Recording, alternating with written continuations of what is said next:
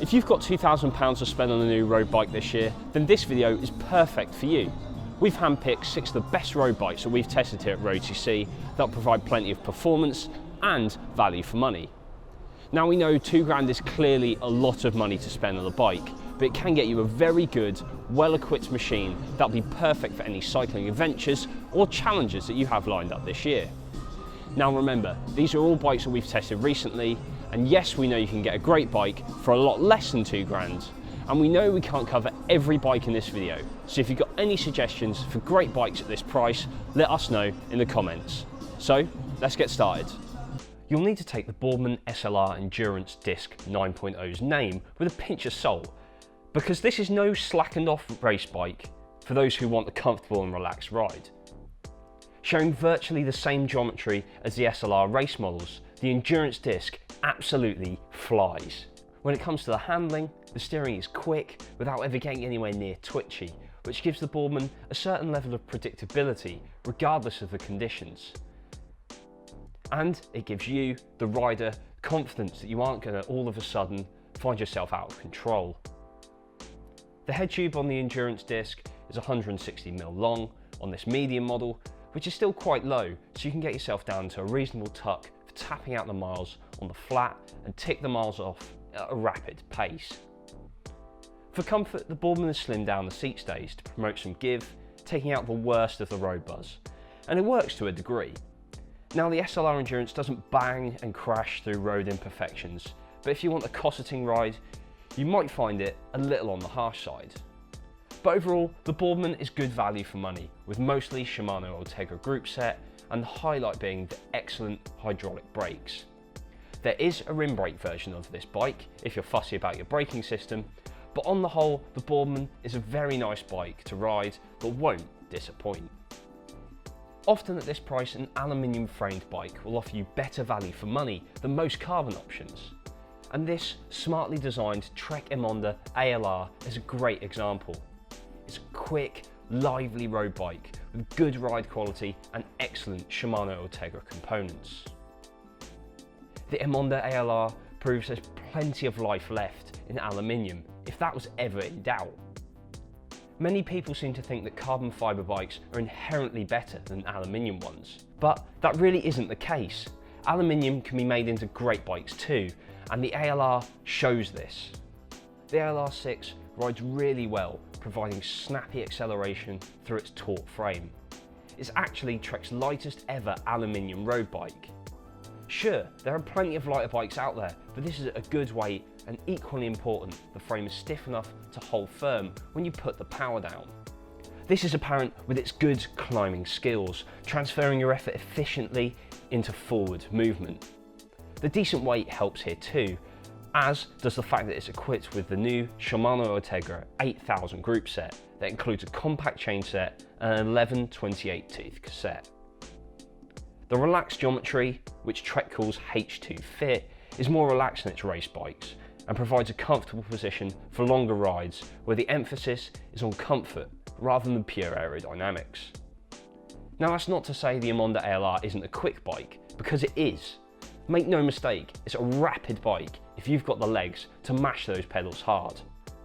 So overall, it is a very strong offering. Do yourself a favour and take aluminium seriously. This is a quick and taut bike that provides plenty of comfort, and the Shimano Ultegra components are superb. Merlin Cycles has been offering its own brand of bikes for a while now, and the Nitro SL is an excellent addition thanks to its balance of speed, lightweight and comfort. It's no secret that Merlin has opted for Ridley's Helium SL frame set as its base for the Nitro SL. With the Helium SL being upgraded to the SLX, the Nitro SL could be considered outdated tech, but it's far from the truth. The frame set holds its head up high and delivers across the board against the competition. With a claimed frame weight of just 750 grams, the Nitro SL frame is up there with the very lightest. Manufactured from high quality carbon, the various tube profiles make for a very stiff frame. And the result is a sublime ride. The balance of stiffness and the way it deals with bumps in the road is a masterclass in carbon fibre layup and tube design. The Nitro SL just seems to take everything in its stride with regard to road surface imperfections. Now, the Nitro is a 2017 bike, but Merlin Cycles still has good stock with plenty of sizes available at the time of recording this video. And even better, the prices have dropped a bit since, meaning you can now get a Di2 bike for £2,000, making it an absolute bargain. The Attain GTC is an endurance road bike that offers excellent Shimano hydraulic disc brakes and a smooth ride, all at an attractive price. What it's not is a lightweight, aggressive race bike. It's a bike for getting in the big miles in comfort. Don't get me wrong, it's certainly up for riding fast, but smoothness is more this bike's thing. That's the most obvious characteristic of its ride. Cubus spec mudguard mounts, front and rear, which will be welcomed by many riders, especially in Britain where cycling on wet roads is pretty much part of the deal. They're covered by little plastic grommets, the mounts are positioned at the back of the frame, and the fork dropouts are hardly noticeable when not in use. Which is good for those of you who really care about how a bike looks. The Shimano hydraulic disc brakes, 160mm rotors, front and rear, provide plenty of power in a predictable and consistent manner. Now, I'll not get into the whole disc brakes versus rim brakes thing, but you'll certainly notice there's not much of a drop-off in performance in wet conditions here. The Attain GTC Pro disc has become the Attain GTC Race disc for 2018, but to all intents and purposes, it's the same bike, right down to the frame colour, specification, and even the price, although it has jumped up £100. The Datum is a really nicely designed carbon fibre road and adventure bike that has space for wide tyres and will take mudguards, providing the sort of versatility and adaptability that we know many cyclists look for in a road bike these days. The ability to jump between town and country use positions it as a sound contender for the only bike you'll ever need. Not that we'd ever condone a single bike garage. On the tarmac, smooth or rough, the Datum 10 provides a very enjoyable ride. The wide tyres and hydraulic brakes give you the confidence to bomb rough tarmac descents without any fear. The Tiago group set never misses a beat.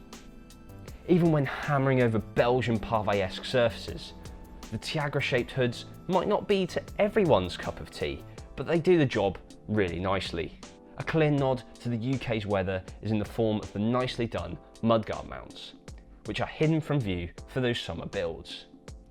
You don't get rack mounts, but this isn't a bike for multi-day adventures requiring panniers, rather bike packing, saddle and frame bags. So for 2018, the Datum 10 we tested has a different paint job and the price has gone up just a smidgen, but the spec is the same and it's still a really good choice if you want a road bike that can handle a bit of that rough stuff. At a snifter over £2 the Ribble R8702 is a really solid package for anyone wanting to ride quickly without handing over life-changing sums of money. This Shimano Ultegra Di2 build just sneaks in over the £2,000 mark, and for that you're getting a very responsive frame and fork, excellent group set, decent finishing kit, and some okay wheels. It is worth noting at this point that the Ribble website allows you to customise the build, which is our loophole for getting this bike in the video. So you can swap out some bits to bring the price down to wherever your budget maxes out, or if you're feeling really flush, go posher for the spec you prefer. The R8702 feels very solid from the get-go, and the massive press-fit bottom bracket shell and beefy chainstays transmit all your leg power to wheel rotation without any of the mucking about. Even properly stamping on the pedals doesn't elicit any flex. And it's the same story at the front, with the fork tracking extremely well. The steering feels precise and predictable. It's not a nervy bike at all. The comfort at the back isn't bad either. The frame is reasonably compact, which means there's plenty of seat post showing, and the standard issue Superleggera carbon post does a really good job of taking the sting out of the surface.